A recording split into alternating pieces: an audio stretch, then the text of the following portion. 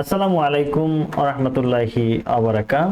সুপ্রিয় হোমিওপ্যাথিক চিকিৎসক শিক্ষার্থী, আজকে আমরা আলোচনা করব কেস টেকিং করার ক্ষেত্রে, রোগীলিপি করার ক্ষেত্রে হানিম্যান সরাসরি আসা রোগীদের ক্ষেত্রে যে নির্দেশনা প্রদান করেছেন তার ৯৩ নম্বর সূত্রে যে ভাষ্য বা বর্ণনা করেছেন তা আমরা আলোচনা করব। প্রথমেই আমরা এর একটু ভাবার্থটি পড়ে নেব।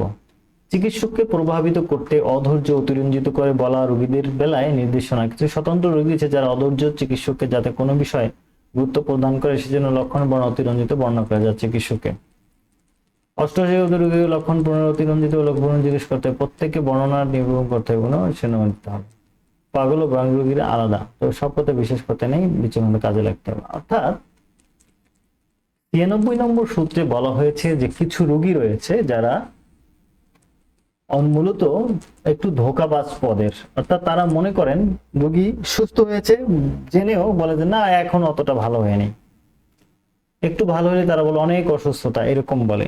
যখন এরকম কন্ডিশন কোন রোগী নিয়ে আসে বা কোন রোগী হয়, এটা রোগী বিচক্ষণতার সহিত এই রোগীকে একজন চিকিৎসক বিবেচনা করতে হবে। যেমন ধরেন একজন রোগী, আমি আমার বাস্তব অভিজ্ঞতা শেয়ার করলাম যে একজন রোগী দীর্ঘদিন ধরে অসুস্থ, তার গলা খুসখুস করে, কাশি, অ্যালার্জি এবং সর্দি।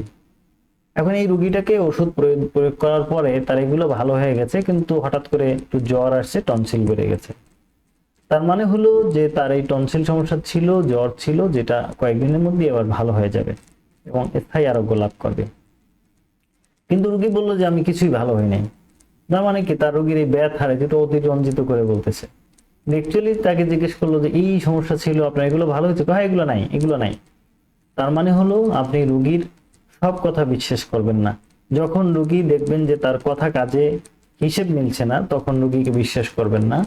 রোগীকে পর্যবেক্ষণ করতে হবে। পর্যবেক্ষণ করে এই রোগীর কথাগুলো লিপিবদ্ধ করতে হবে এবং সেগুলো কেস টেকিং এর ক্ষেত্রে র্যাপোর্টাইজেশন করতে হবে, নতুবা আপনার কেসটিকে ভিন্ন পথে চলে যেতে হবে।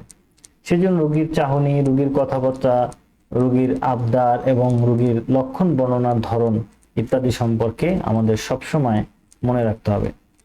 প্রায় এই সকল রোগীদের বেলায় ব্যথা রোগী এবং দীর্ঘদিন ভোগা রোগী এবং অধৈর্য রোগীদের ক্ষেত্রে এরকম অবস্থা দেখা দেয়, যেগুলো নিরূপণ করা আমাদের সকলের জন্যই জরুরি। সবাই ভালো থাকবেন, সুস্থ থাকবেন। আসসালামু আলাইকুম ওয়া রাহমাতুল্লাহ।